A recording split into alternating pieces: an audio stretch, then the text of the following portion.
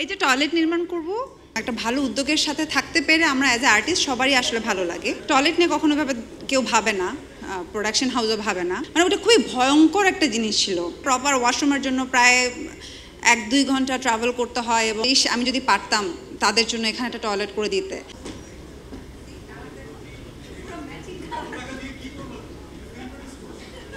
এই যে টয়লেট নির্মাণ করব, হ্যাঁ, টাইলক্স তো আমারই ব্র্যান্ড।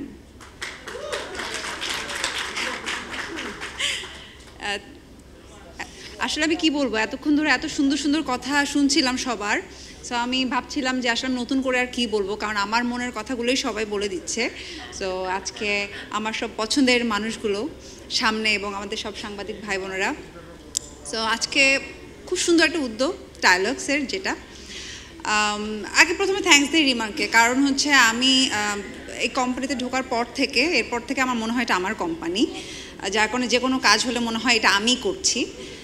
আর প্রত্যেকটা মানে কিছুদিন পর পর এত সুন্দর সুন্দর উদ্যোগ নিয়ে কাজ করে যে আসলে এখানে কিছু বলার নেই। মানে আমার নিজেরই খুব ভালো লাগে, এবং মিজান ভাই যখনই আমাকে কোনো কাজ এরকম বলে যে এরকম একটা প্ল্যানিং হচ্ছে, এবং তাদের এত সুন্দর সুন্দর প্ল্যানিং থাকে যে মনটাই আসলে ভালো হয়ে যায়, এবং একটা ভালো উদ্যোগের সাথে থাকতে পেরে আমরা অ্যাজ এ আর্টিস্ট সবারই আসলে ভালো লাগে। তো সেইম টাইলক্সের যে প্ল্যানিংটা, যে আমরা এটা কিনলে এই টাকাটা আসলে দুস্থদের টয়লেট নির্মাণে চলে যাবে, সো এটা এত ভালো একটা উদ্যোগ। সবাই তো আসলে বললো শুটিংয়ের কথা, যেটার আমার সাথেও সেম এক্সপিরিয়েন্স হয়েছে, যেটা ইমন ভাই থাকলে এখন বলতে পারতো। আমার লাইফে এরকম অনেকবার হয়েছে, তার মধ্যে একবার হয়েছিল বান্দরবন। ওই লোকেশনে আই থিঙ্ক অনেকেই কাজ করেছে, বান্দরবনে একদম টপের জায়গাতে। সো আমাদের একটা ছবি শুটিং ছিল ওখানে।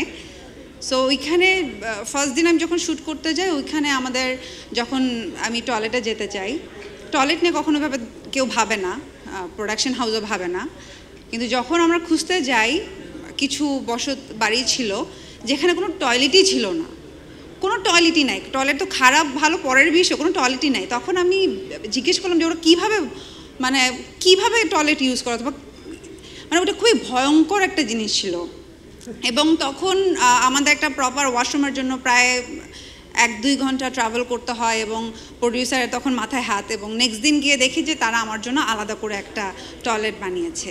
সো ওই দিন আমার অ্যাকচুয়ালি মনে হয়েছে যে আসলে আমি আসলে কখনো ওইভাবে যাই নেই অথবা বুঝি নেই এই ধরনের মানুষরা যে কতটা কষ্টে থাকে, বাট তখন মনে হয়েছিল যে আমি যদি পারতাম তাদের জন্য এখানে একটা টয়লেট করে দিতে। সো আজকে টাইলক্সের এই এত সুন্দর একটা উদ্যোগ দেখে আমার সেদিনকার কথাই মনে পড়ে।